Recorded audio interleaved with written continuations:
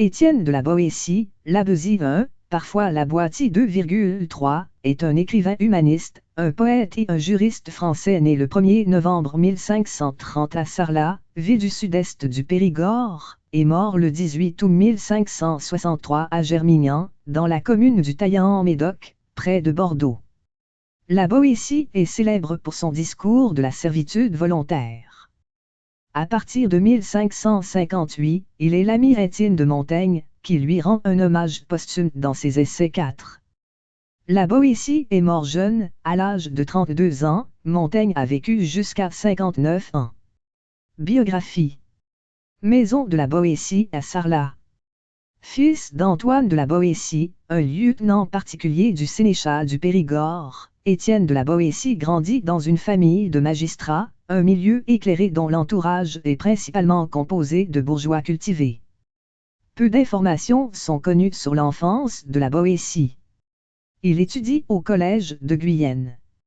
Il est encore fort jeune à la mort de son père et c'est son oncle et parrain Estienne de la Boétie, sieur de Buillonnat et prêtre, qui prend en charge son éducation 2,5. Il est pour son neveu un second père, ce qui fait dire à Étienne qu'il lui doit son institution et tout ce qu'il est et pouvait être. Vers la fin de ses Humanités 6, la Boétie développe une passion pour la philologie antique qui l'attire comme elle attire d'ailleurs tout son siècle. Il compose en manière de délassement, des vers français, latins ou grecs. Il rédige 29 sonnets amoureux et devient plus tard le traducteur des ouvrages de Plutarque, Virgile et l'Arioste. Par la suite, il entame des études de droit à l'Université d'Orléans où il passe son examen de licence en droit civil le 23 septembre 1537. C'est alors qu'il écrit son premier et plus célèbre ouvrage, Le discours de la servitude volontaire ou le contre-un. Ce cours réquisitoire contre la tyrannie surprend par son érudition et sa profondeur. Il pose la question de la légitimité de toute autorité sur une population et essaie d'analyser les raisons de la soumission de celle-ci, rapport domination/servitude. Les nombreux exemples tirés de l'Antiquité qui, comme de coutume à l'époque, illustrent son texte, lui permettent de critiquer, sous couvert d'érudition, la situation politique de son temps.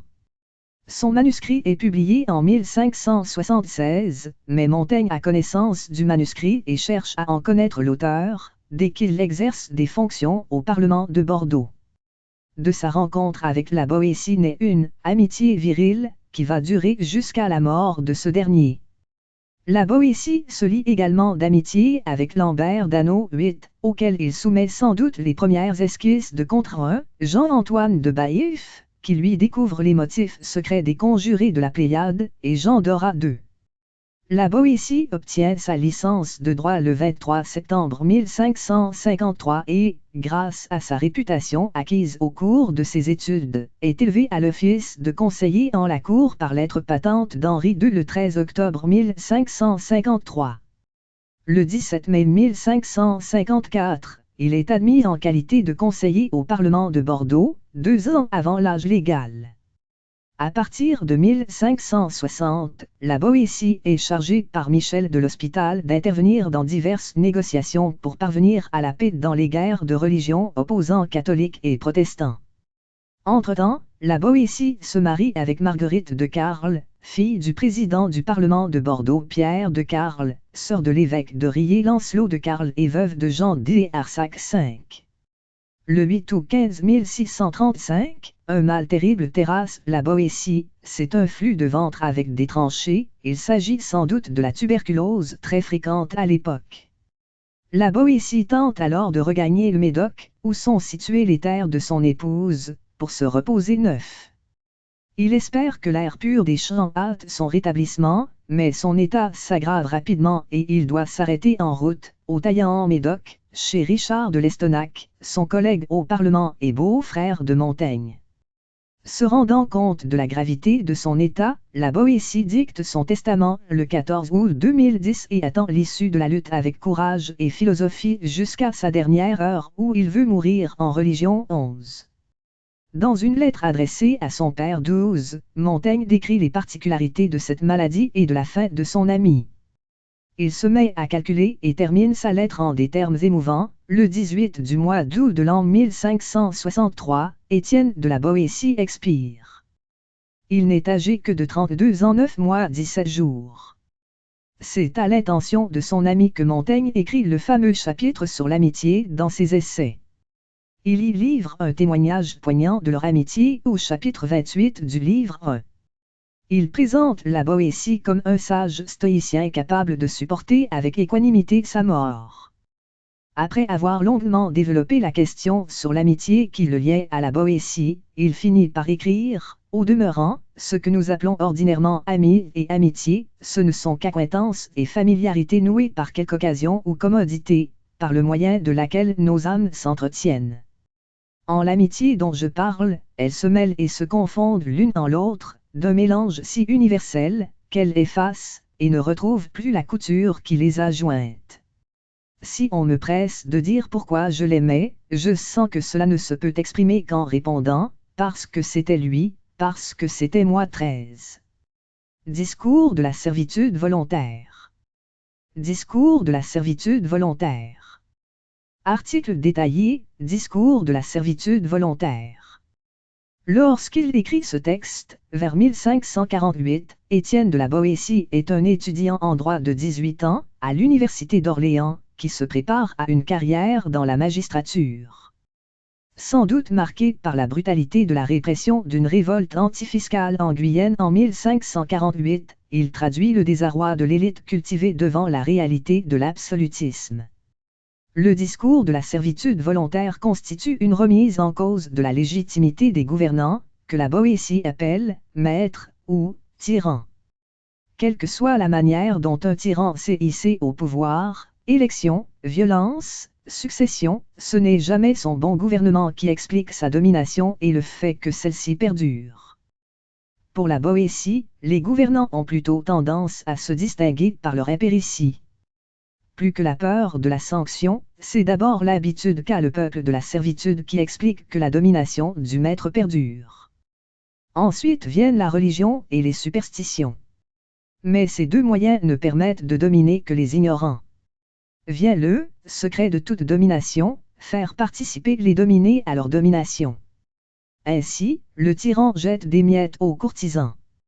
Si le peuple est contraint d'obéir, les courtisans ne doivent pas se contenter d'obéir mais doivent aussi devancer les désirs du tyran. Aussi, ils sont encore moins libres que le peuple lui-même, et choisissent volontairement la servitude. Ainsi s'instaure une pyramide du pouvoir, le tyran en domine 5, qui en domine 100, qui eux-mêmes en dominent 1000. Cette pyramide s'effondre dès lors que les courtisans cessent de se donner corps et âme au tyran. Alors celui-ci perd tout pouvoir acquis. Dans ce texte majeur de la philosophie politique, repris à travers les âges par des partis de coloration diverses, la Boétie oppose l'équilibre de la terreur qui s'instaure entre bandits, égaux par leur puissance et qui se partagent à ce titre le butin des brigandages, à l'amitié qui seule permet de vivre libre. Le tyran, quant à lui, vit dans la crainte permanente, n'ayant pas d'égaux, tout le craignent, et par conséquent, il risque à chaque instant l'assassinat. Ilya Canetti fera une peinture similaire du « despote paranoïaque » dans Masse et puissance. Graffiti à Genève, 2007. Si la Boétie est toujours restée, par ses fonctions, serviteur fidèle de l'ordre public, il est cependant considéré par beaucoup comme un précurseur intellectuel de l'anarchisme 14 et de la désobéissance civile. Également, et surtout, comme l'un des tout premiers théoriciens de l'aliénation. Pour comprendre les intentions qui conduisent Étienne de la Boétie à écrire le discours de la servitude volontaire ou le contre, il faut remonter au drame qui a lieu vers 1548. En 1539, François Ier, roi de France, tente d'unifier la Gabelle. Il impose des greniers à celles près de la frontière espagnole, dans les régions qui en sont dépourvues. En réaction de cette tentative, des soulèvements ont lieu. Le premier en 1542, puis le plus grand en 1548 à Bordeaux. Le connétable de Montmorency rétablit l'ordre de manière impitoyable. Si l'on s'en rapporte à l'écrivain Jacques-Auguste de Zahoy, ce serait sous l'impression de ces horreurs et cruautés commises à Bordeaux, que la Boétie compose le discours de la servitude volontaire. La Boétie s'attache à démontrer que de petites acceptations en compromis et complaisance, la soumission en vient à s'imposer à soi tel un choix volontaire fait dès les premiers instants. La question avec laquelle il interpelle ses lecteurs touche à l'essence même de la politique. Pourquoi obéit-on? Il met en évidence les mécanismes de la mise en place des pouvoirs et interroge sur ceux de l'obéissance.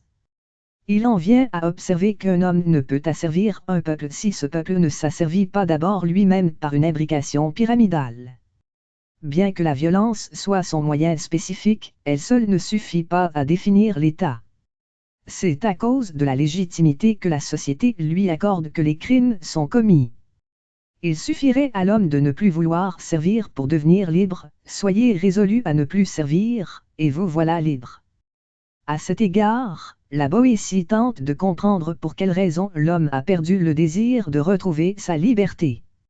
Le discours a pour but d'expliquer cette soumission. Tout d'abord, la Boétie distingue trois sortes de tyrans, les uns règnent par l'élection du peuple, les autres par la force des armes, les derniers par succession de races. Les deux premiers se comportent comme en pays conquis. Ceux qui naissent rois, en général ne sont guère meilleurs, puisqu'ils ont grandi au sein de la tyrannie. C'est ce dernier cas qui intéresse la Boétie. Comment se fait-il que le peuple continue à obéir aveuglément aux tyrans? Il est possible que les hommes aient perdu leur liberté par contrainte, mais il est quand même étonnant qu'ils ne luttent pas pour regagner leur liberté. La première raison pour laquelle les hommes servent volontairement, c'est qu'il y a ceux qui n'ont jamais connu la liberté et qui sont accoutumés à la sujétion.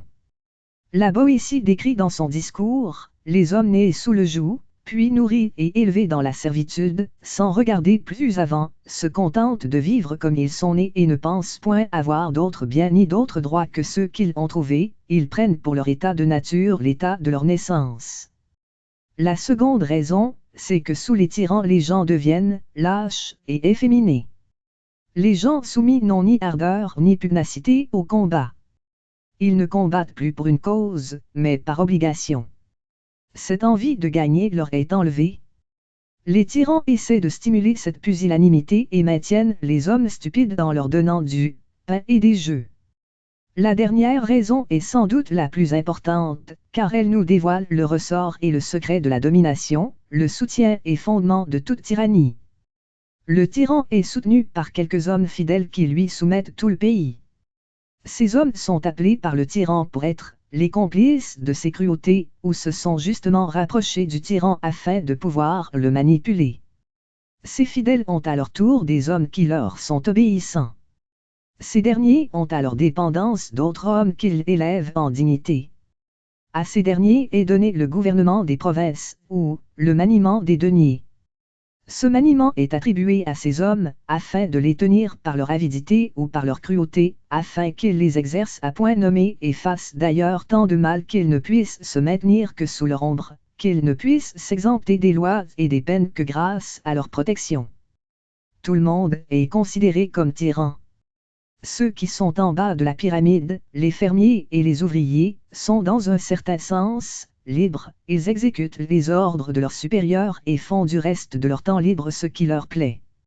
Mais, s'approcher du tyran, est-ce autre chose que s'éloigner de sa liberté et, pour ainsi dire, embrasser et serrer à deux mains sa servitude? En d'autres termes, ceux qui sont en bas de l'échelon sont bien plus heureux et en quelque sorte bien plus libres que ceux qui les traitent comme des forçats ou des esclaves. Est-ce là vivre heureux? Est-ce même vivre? Se demande la Boétie. Ses favoris devraient moins se souvenir de ceux qui ont gagné beaucoup auprès des tyrans que de ceux qui, s'étant engorgés quelque temps, y ont perdu peu après les biens et la vie. Par ailleurs, il est impossible de se lier d'amitié avec un tyran, parce qu'il est et sera toujours au-dessus. Il ne faut pas attendre de l'amitié de celui qui a le cœur assez dur pour haïr tout un royaume qui ne fait que lui obéir. Mais ce n'est pas le tyran que le peuple accuse du mal qu'il souffre, mais bien ceux qui le gouvernent. Pour achever son discours, la Boétie a recours à la prière. Il prie un Dieu bon et libéral pour qu'il réserve là-bas tout exprès, pour les tyrans et leurs complices, quelques peines particulières.